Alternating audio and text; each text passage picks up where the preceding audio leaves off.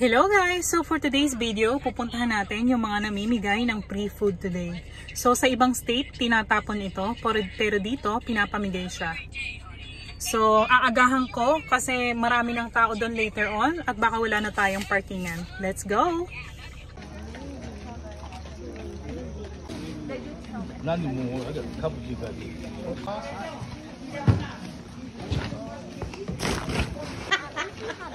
Look at that. Give you money. You wanna pick yours? I don't know which one looks good.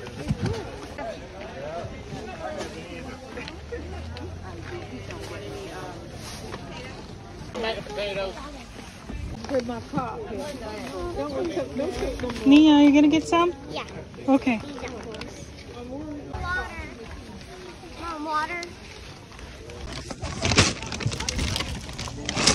Hello guys, so nakauwi na po kami at talagang napakarami po naming nakuha.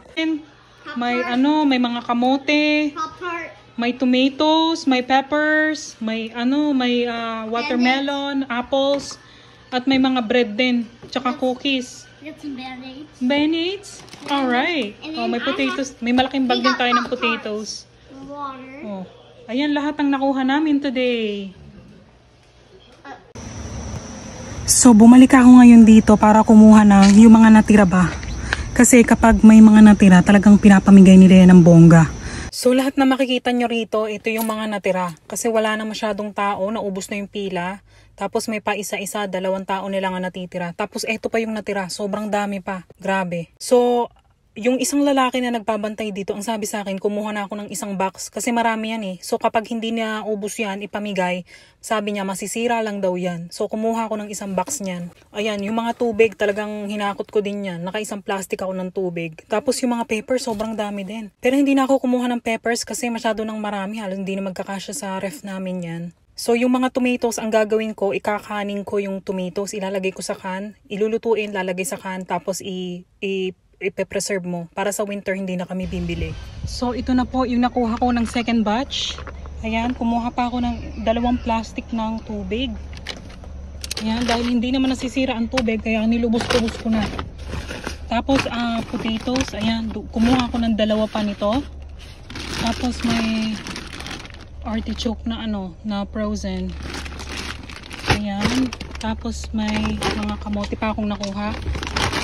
Tapos mga onions. Ayan, tapos melon, yung paborito ni Nia. Ang tawag dito nila ay cantaloupe. And then, ito, kumuha ko ng isang box na kamatis. Hello guys! So, pang second batch ng pagkuha ko ng mga pre-food. So, nakauwi na rin po ako. At ito po lahat yung mga nakuha ko today. Ayan. Ito na yung pang second batch. Ito ang mga nakuha ko, isang katutak na onions. Siguro good for 2 months na. Maraming kamote. Inahalo ko to sa pagkain ng aking mga poor babies. Gagamitin ko to.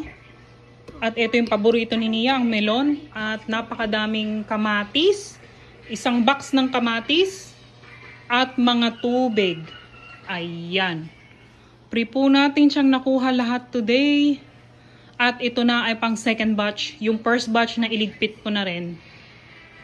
Nia, what do you think? Yeah. What's Good. good? Yeah, it's good because we can use all of this for 100 days. 100 days? All right.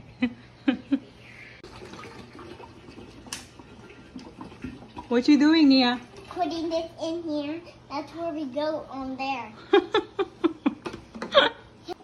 Nia, Boom. it's almost full. Oh my gosh. Open. Oh, ito na lang ang natira. Free water. Puno na. So, ito pa lang, nakasave na kami ng $7. Dahil dito ay $7 yan. Do this. Here we go.